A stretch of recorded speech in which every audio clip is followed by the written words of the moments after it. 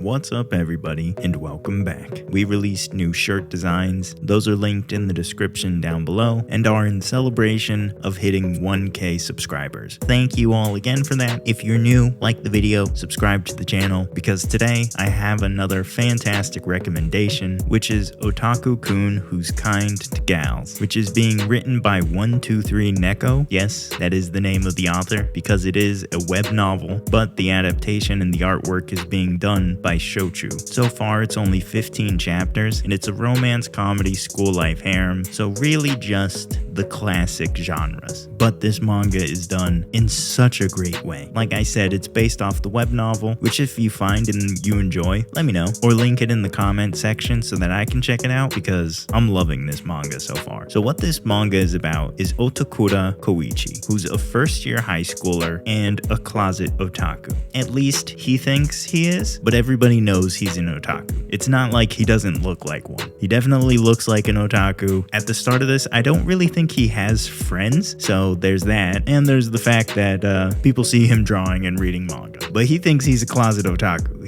He thinks nobody knows that he's an otaku, but everybody knows, just nobody cares. So Otakura, the titular otaku, is given the nickname Otaku-kun by Narumi Yua, who, of course, is the top gal, and he's given the nickname not because he is an otaku, but because Yua is just bad at making nicknames. So because his name is Otakura, she just shortens it to otaku. It's not that she gives him the nickname in like a teasing thing or because he is an otaku. It's just she's canonically, they literally pointed out in the manga that she's just really bad at coming up with nicknames. So right off the bat, I honestly loved that part, because instead of being like, I'm a gal who's bullying the otaku but actually likes the otaku, it's just she's just not good at nicknames, and his name's already Otakura. But obviously that doesn't mean he isn't an otaku, because like I said, he's 100% an otaku. So this story is obviously about their relationship, and the best way I can describe it is Yua is Marin from My Dress Up Darling, and the story is actually My Dress Up Darling, in the sense that they start their relationship because Yua sees Otakura drawing, and she wants to know if he can do the nail design that she wants, because she tried to and it came out bad. So she asks him,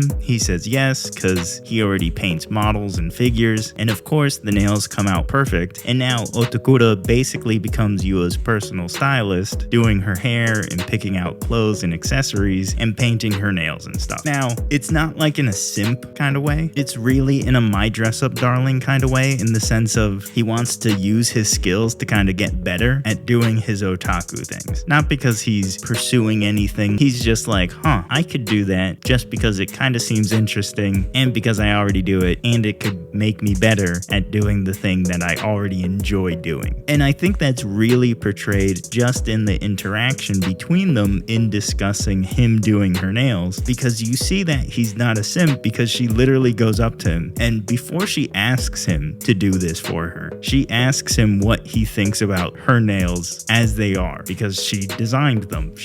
At least she tried to do the design of them. And he goes out of his way to not say that they're bad, but also not saying that they're good, in the sense of he doesn't want to say, oh wow, those are terrible. So instead he just says, oh, those are interesting, because they're not good. So he's not going to tell her they're not good, but he's also just not going to come out to her face and be like, those are the most disgusting things I've ever seen in my life. So just in that, you get this sense of Otakura is not like, this isn't going to be like a simp gal thing, or this isn't going to be like a submissive otaku guy to some step on your throat gal. It's really kind of like, these are just two characters. These are just two people. One whose interest is gal stuff, and the other whose interest is anime and video games. It's one of the best parts of this manga, and it's one of the reasons that I absolutely love it, because first off, give me a modern gal any day and I'll read it. Second, it's more than different enough that it doesn't feel like a ripoff or lesser version of My Dress Up Darling in both tone and characters, because as the story goes on, Yua feels like Yua and not just a copy of Marin, and the story is definitely definitely its own, focusing on the comedy day to day because Otakura doesn't do her hair or nails or style every chapter. Because I said, he's not like this simp guy. He does go along with her and he does do these things with her, but honestly, because it seems like that's kind of his only friend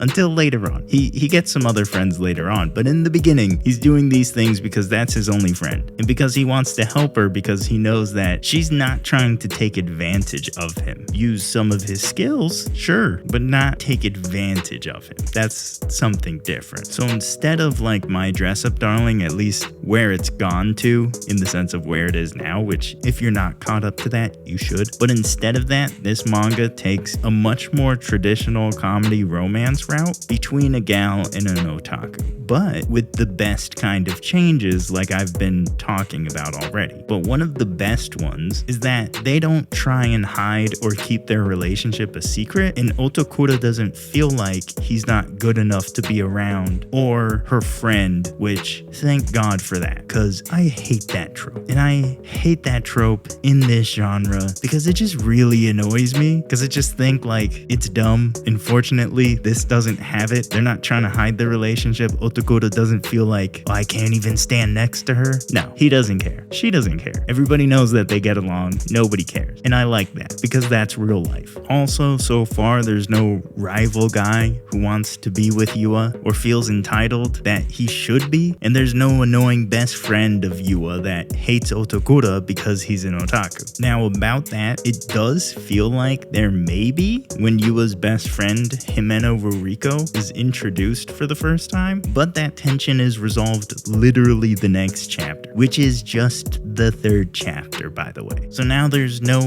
annoying best friend character that hates the MC for some unknown reason. Instead, Ruriko is probably the second member of the harem, which I know is a tag, but I'm using it extremely lightly because even if Rurika develops feelings for Otakura, I don't think it will be one of those fighting for him kind of harems, and it will be more of a other girl likes him, but we already know who's winning this. And there's not really any real competition because Yua's Yua. And honestly, these are just some of the general kind of genre trope differences that this manga has that really makes it so much better for me. And it really makes it so much more enjoyable to read because it doesn't fall into these dumb tropes that honestly makes similar things to it pretty annoying. And it then makes hurdles that the characters have to get over that shouldn't even be there because they're just silly or they're just internal that they don't even exist. So I love that they don't exist in this. This already is 100% must read. It's fantastic. It's easily one of my top ongoing romance manga that may see some decent relationship progress because Otakura and Yua actually held hands in chapter 11. Spicy, I know, but it also was an assist from Yua's friends because they think she likes him. I'm sure she doesn't know that she likes him yet, kind of thing, but either way, they held hands and pretty early. And this is one of the reasons I love this manga so far because the characters, even the side gal friend characters that led to the hand holding, are fantastic. Otakura is an otaku who paints models, he reads manga, watches anime, plays video games, and knows how to dress girls because he only plays female characters, but he also knows how to do it because he also has a little sister who we haven't been introduced to yet, but hopefully soon. But he's also a pretty regular guy. A lot of the time, otaku guys in manga are just that. They don't have anything else going for them except for being a nerd, but not Otakura, which is fantastic because he likes otaku stuff, but is also ripped and apparently